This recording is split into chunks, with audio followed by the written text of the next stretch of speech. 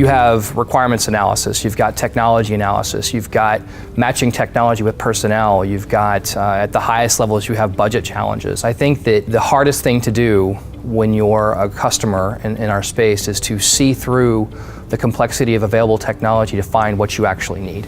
And I think that that's the core of what we're trying to do at ID Technologies, is help our customers select the solution that has the most direct and simple answer for the requirement they have at hand, that also fits into their larger framework of their desires to modernize IT. When you're facing a problem of trying to match a new capability into a legacy system, I think that the devil's in the details. There is no greenfield government customer. Everyone has a mission to do and they can't ever stop doing it.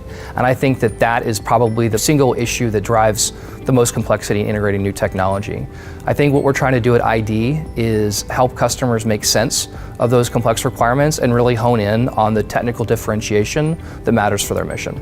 Well, they should both be focused on the same thing. They should be focused on requirements, the best fit for the requirements. Now how they evaluate that requirements and organizational response, but the CIO exists to direct the organization in support of the mission of that organization.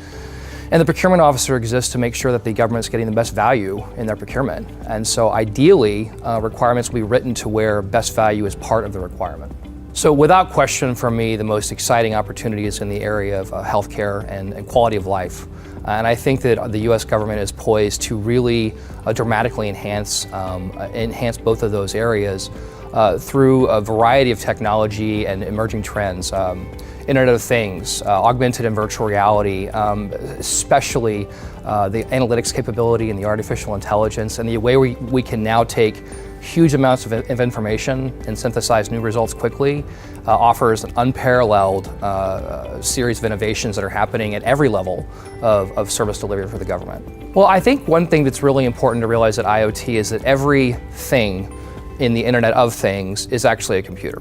So there is no difference from a attack surface or attack vendor between a camera, a pacemaker, sensors that exist inside your Nest thermostat controller. Those are all little tiny computers, and for the most part, they're unmanaged. I think the biggest threat is actually the mindset that PCs are somehow different than everything else in the world. And the reality is, everything is a computer. And you see it all the time. You see it in the airport. You have a different standard of security for your phone or your tablet that you do for your laptop.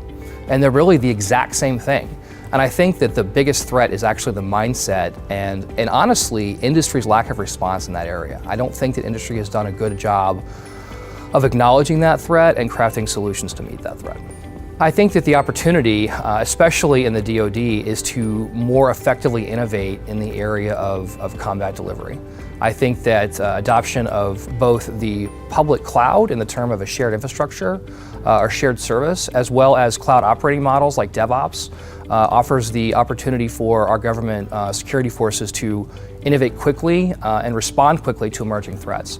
I think that's the most important thing, is that combat is mutating. And for a long time, our government process was long-winded and very, very focused on delivering the most excellent weapon system that could be imagined at that time. And I think that the event horizon for responding to emerging threats has gone from decades to hours. And I think that the government has to adopt a cloud-centric operating model to respond to those threats.